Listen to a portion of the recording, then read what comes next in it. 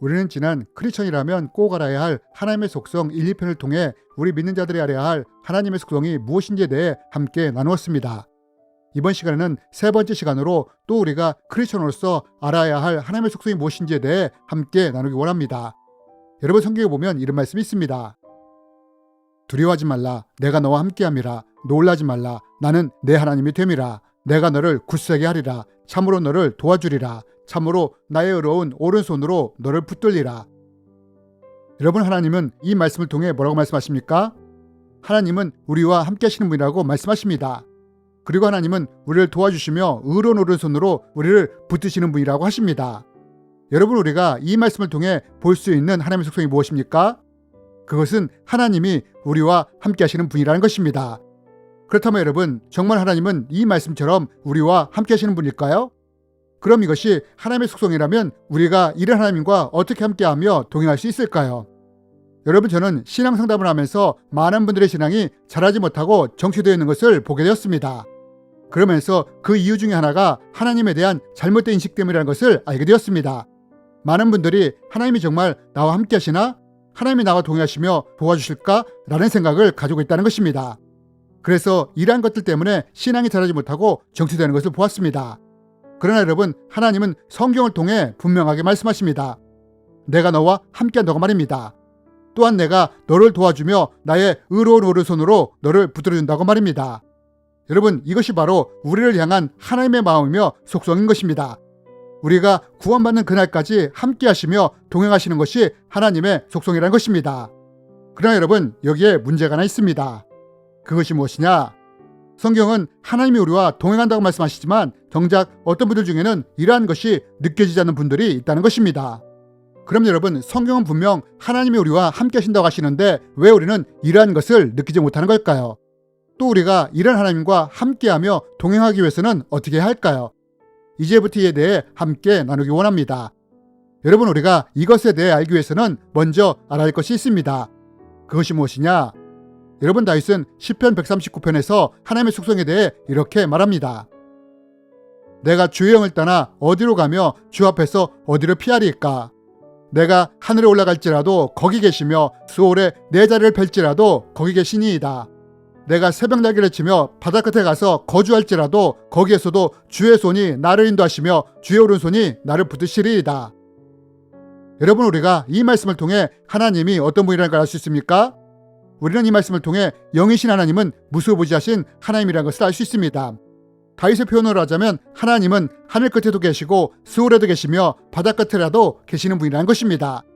결국 다윗은 이 말들을 통해 하나님이 없는 곳이 없다는 것을 말하는 것입니다. 그렇다면 여러분, 우리가 이 말을 통해 무엇을 알 수 있습니까? 그것은 우리가 느끼든 느끼지 못하든 무소부지하신 하나님과 우리가 함께한다는 것입니다. 왜냐하면 무소부지하신 하나님은 계시지 않은 곳이 없기 때문입니다. 그래서 이것이 하나님의 속성이기에 이사야가 다윗이 하나님이 우리와 함께 하신다고 말한 것입니다. 그리고 이런 이유로 우리가 하나님과 함께하며 동행하는 것은 어쩌면 당연한 것입니다. 그런데 문제는 어떤 분들은 이러한 하나님에 대해 느끼지 못하는 분들이 있다는 것입니다. 그럼 여러분, 성경은 분명히 무소부지하신 하나님이 세상과 온 우주를 채우고 계시며 우리와 함께 하신다고 하시는데 왜 어떤 사람들은 이것을 느끼지 못하고 경험하지 못하는 걸까요? 여러분, 여기에는 몇 가지 이유가 있습니다. 특별히 여기에서는 이와 관련된 두 가지에 대해 말씀드리기 원합니다. 그 첫 번째는 내 삶에 어떤 부정적인 경험이 하나님의 함께하심과 동행하심에 대해 느끼지 못하도록 막는 경우가 있다는 것입니다. 이게 무슨 말이냐? 여러분, 옛 속담에 이런 말이 있습니다. 자라보고 놀란 가슴 소뚜껑 보고 놀란다고 말입니다. 여러분, 이게 무슨 말입니까? 어떤 경험이 그와 비슷한 경험을 만날 때 영향을 미친다는 말 아닙니까?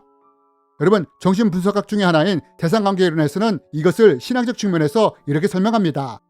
우리가 자랄 때 부모로부터 어떤 양육을 받고 자랐느냐가 하나님을 만날 때 이것이 영향을 미친다고 말입니다. 예를 들어 내가 자라면서 부모로부터 충분한 사랑을 받지 못했거나 학대를 받았거나 무관심과 방치 속에 자라게 되었다면 이런 사람이 신앙을 가졌을 때 하나님에 대한 왜곡된 이미지를 가질 수 있다고 말입니다. 그래서 만약 누군가 자라면서 부모로 인해 방치되고 분리되어 자라게 되었다면 이런 분들은 하나님을 무관심한 하나님, 나에게 관심 없는 하나님으로 왜곡하고 형성화할 수 있다는 것입니다. 반면 부모로부터 충분한 사랑과 인정과 용납을 받으며 자랐다면 이런 사람은 하나님을 만날 때도 사랑의 하나님으로 만날 가능성이 크다는 것입니다. 저도 이런 사람 중에 하나였습니다. 저는 아버지로부터 학대를 받고 자랐습니다. 그리고 중학교 때 친구의 전도로 교회를 다니게 되었는데 이때 저에게 하나님은 채찍을 들고 있는 무서운 분, 눈을 무섭게 뜨고 나를 야단치시는 분으로 인식되었습니다. 저는 한참이 지난 후에야 이것이 성경이 말하는 하나님의 이미지가 아니라 제가 경험한 육신의 아버지의 모습이 하나님의 이미지에 투영된 것을 알게 되었습니다. 이렇게 하나님에 대해 왜곡된 이미지를 가지고 있었기에 하나님이 나와 함께 하시며 동행하시는 분이라는 것이 믿어지지 않았던 것입니다. 이래서 한동안 신앙이 성장할 수 없었던 것입니다. 여러분, 이렇듯 우리의 어떤 삶의 경험이 나와 함께 하시는 하나님, 동행하시는 하나님의 이미지를 왜곡시키므로 이것을 느끼지 못하도록 할 수 있다는 것입니다. 그렇다면 여러분, 이럴 때 우리는 어떻게 해야 할까요? 나의 상처나 경험으로 인해 왜곡된 것이 있거나 잘못된 것이 있다면 이러한 것을 치유하고 회복해야 한다는 것입니다. 그리고 이러한 것들이 치유되고 회복될 때 함께 하시며 나와 동행하시는 하나님을 느끼며 경험할 수 있게 되는 것입니다. 그럼 어떻게 이것을 치유하고 회복할 수 있느냐? 이에 대해서는 상처의 치유와 회복 시리즈 편에서 자세히 다루었으므로 이것을 참조해 주시기 바랍니다. 그러나 여러분, 우리는 이뿐 아니라 또 다른 이유 때문에 함께 하신 하나님에 대해 느끼지 못하고 경험하지 못하는 경우도 있습니다. 그럼 어떤 때 이럴 수 있느냐? 여러분, 성경은 말합니다. 오직 너희의 죄악이 너희와 너희 하나님 사이를 갈라놓았고 너희 죄가 그의 얼굴을 가리어서 너희에게서 듣지 않으시게 함이니라. 여러분, 성경은 무엇이 우리와 하나님 사이를 갈라놓을 수 있다고 합니까? 죄와 악이 우리와 하나님 사이를 갈라놓을 수 있다고 합니다. 그럼 왜 죄악이 우리와 하나님 사이를 갈라놓을 수 있느냐? 그것은 거룩하신 하나님은 죄악이 있는 곳에 함께 거하실 수 없기 때문입니다. 그래서 우리가 죄악을 품고 있을 때 하나님에 대해 느낄 수 없게 되는 것입니다. 여러분, 이것이 우리가 함께 하시는 하나님, 나와 동행하시는 하나님을 경험하지 못하게 만드는 두 번째 이유입니다. 그러면 이럴 때 우리가 어떻게 해야 하느냐? 바로 죄악을 회개하고 이것으로부터 돌이키는 것입니다. 그리고 내가 하나님 앞에 거룩해지려고 애를 쓰는 것입니다. 성경은 말합니다. 말씀과 기도를 통해 거룩해진다고 말입니다. 여러분, 우리가 말씀대로 살려고 애를 쓰고 내가 무릎을 꿇고 기도하며 하나님을 의지하여 살려고 애를 쓸 때 어떻게 되느냐? 하나님의 거룩성을 닮아가게 되는 것입니다.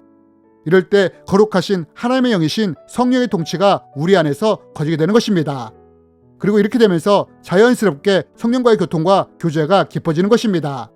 하나님의 영이신 성령님과 함께하며 동행하게 되는 것입니다. 여러분, 하나님은 우리에게 말씀하십니다. 여호와는 너를 지키시는 이시라.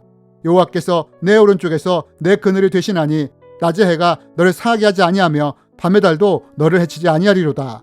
여호와께서 너를 지켜 모든 환난을 명쾌하시며 또 내 영혼을 지키시리로다. 여호와께서 내 출입을 지금부터 영원까지 지키시리로다. 여러분, 이것이 우리를 향한 하나님의 속성입니다. 즉, 인간은 변할지 모르지만 하나님은 우리와 영원토록 함께 하시며 지키시는 분이라는 것입니다. 그러므로 여러분, 다윗이 이사야가 이런 하나님과 함께하며 동행했던 것처럼 우리도 이런 하나님과 함께하며 동행하는 하나님의 자녀들이 되었으면 좋겠습니다. 주님의 이름으로 여러분을 축복합니다.